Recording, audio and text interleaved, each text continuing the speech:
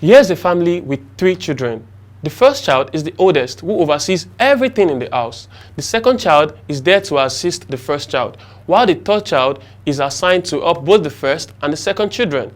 Let's take a look at the legislature.